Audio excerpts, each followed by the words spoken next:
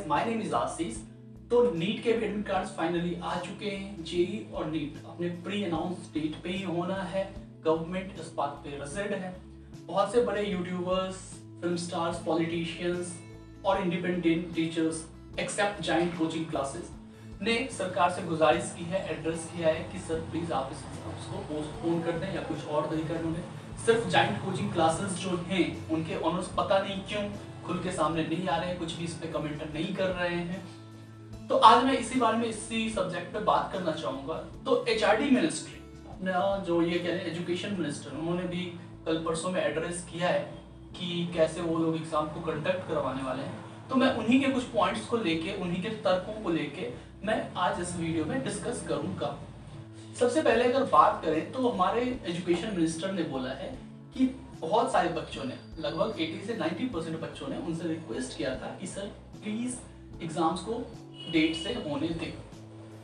अब मुझे नहीं समझ में आता है कौन से बच्चे उनसे रिक्वेस्ट किए, क्योंकि मैं जहां तक देख पा रहा हूं, जितना समझ पा रहा हूं, लगभग 90% बच्चे तो नहीं के पक्ष में। तो अब मुझे ये जानना है कि उनके पास, एजुकेशन मिनिस्टर के पास ऐसे कौन से बच्चों का डेटा है जो उनसे कह रहे हैं एग्जाम कंडक्ट करवाने। और अगर अब डेटा की बात करो तो फिर उनका दूसरा स्टेटमेंट जो है कि हमने एडमिट कार्ड रिलीज किया तो 90% बच्चों ने एडमिट कार्ड डाउनलोड किया। दैट मीन्स कि बच्चे रेडी हैं, प्रिपेयर्ड हैं, अग्री करते हैं कि हाँ एग्जाम होना चाहिए। अब ये कौन सा लॉजिक हुआ यार? आप एडमिट कार्ड रिलीज करोगे तो बच्चे क्यूरियोसिटी में एडमिट कार्ड डाउनलोड करेंगे ही कि कहाँ मेरा सेंटर है, नहीं है, देखना है। आप वो क्यूरियोसिटी कह लो या डर कह लो, क्योंकि अगर आप सच में एग्जाम करवाओगे ही तो बहुत बच्चे रिस्क पे जाएंगे ही एग्जाम देने, लेकिन वो रिस्क पे जाएंगे, वो खुले दिमाग से नहीं जाएंगे।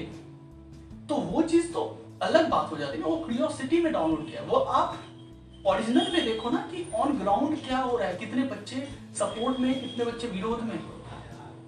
तो ये तर्क देना कि बच्चों ने एडमिट कार्ड डाउनलोड कर लिया है, ये कहीं से भी लॉजिकल नहीं है।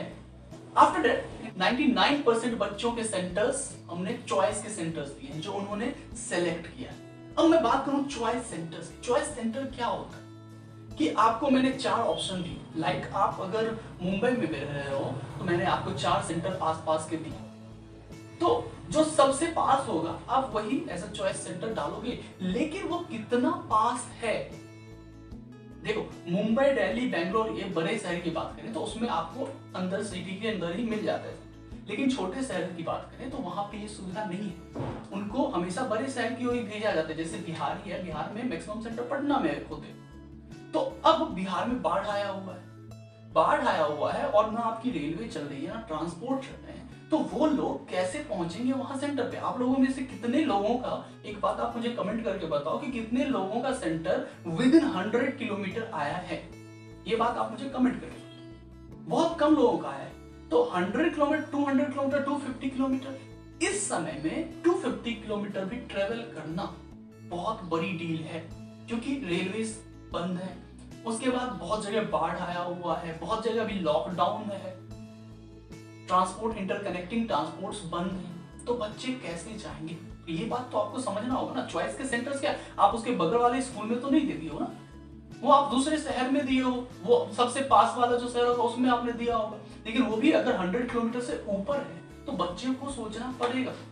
नेक्स्ट बात करें तो इन्होंने कहा कि हमने जो ये सेंटर्स हैं, पहले 2500 सेंटर्स होते थे लास्ट ईयर में, इस बार हमने 3800 से 4000 सेंटर कर दिए, जिससे एक सेंटर पे स्टूडेंट्स का लोड कम हो। Correct, perfect. यही बात मैंने लास्ट वीडियो में भी आपको बताया था कि सेंटर्स पे लोड कम किया जा सकता है, ये पॉसिबल है। आपने बहुत अच्छा किया कि सेंटर पे लोड कम कर दिया। बट सिर्फ मान लिया कि आपने सेंटर को काफी अच्छे से अरेंज कर दिया, वहां सैनिटाइजेशन, सब चीज का अच्छा व्यवस्था है, बट सिर्फ सेंटर की बात नहीं है सर। अब बहुत बच्चे, मान लो आपने 100 किलोमीटर दूर एक किसी का सेंटर दिया, बहुत से बच्चे हैं जो प्रीफर करते हैं कि एक दिन पहले वो अपने सेंटर वाले सिटी में जाएं, सेंटर देख लें और फिर वहीं पे स्टे करके अगले दिन बहुत अच्छे से प्रिपेयर होके जाएं।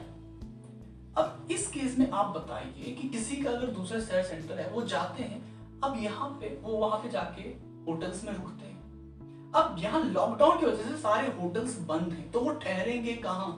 एक दिन पहले मैक्सिमम स्टूडेंट ऐसे करते हैं, अभी नहीं, पिछले ईयर भी, हर साल यही होता है ना कि मैक्सिमम स्टूडेंट्स एक दिन पहले सेंटर वाली सिटी में चले जाते हैं और फिर होटल्स में स्टे करते हैं और अगले दिन अच्छे से एग्जाम होने देने जाते हैं।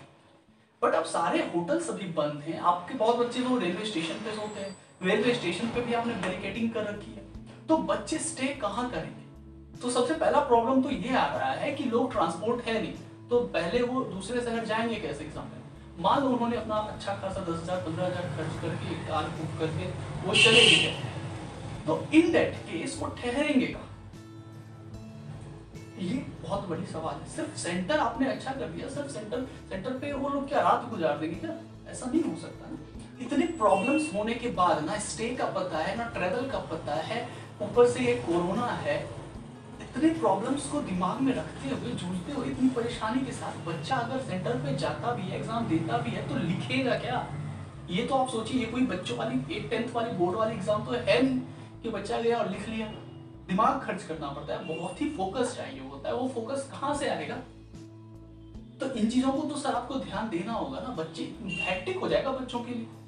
तो प्लीज सर आपसे बहुत नम्र विनती है कि अगर किसी भी तरीके से आप तक हम लोगों का मैसेज पहुंच रहा है तो प्लीज इस चीज को इग्नोर मत कीजिए और एक बार प्रैक्टिकली आप इन चीजों को ध्यान में रखिए, सोचिए, कुछ सॉल्यूशन निकालिए। हाँ, अच्छे से सॉल्यूशन निकल गया तो जरूर आप एग्जाम दे करिए। हम लोग भी सर यही चाहते हैं कि एग्जाम समय से हो, कोई नहीं चाहता कि ईयर बर्बाद हो किसी बच्चे का, बट किस कॉस्ट पे? एट कॉस्ट ऑफ लाइफ, इतने रिस्क पे।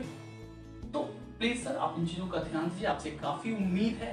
और स्टूडेंट्स, आप लोगों को भी ज्यादा पॉलिटिक्स में नहीं पढ़ना है, आप लोग देखिए, सरकार पे विश्वास रखिए, वो लोग भी देख रहे हैं, ऊपर लेवल पे बातचीत कर रहे हैं, समझ रहे हैं बातों को।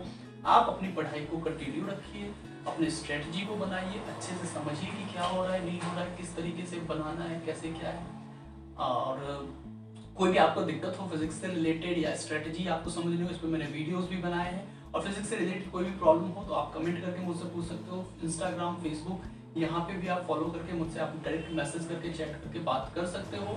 तो मैं आपके लिए अवेलेबल हूँ, आप मेरे से बात कर सकते हो।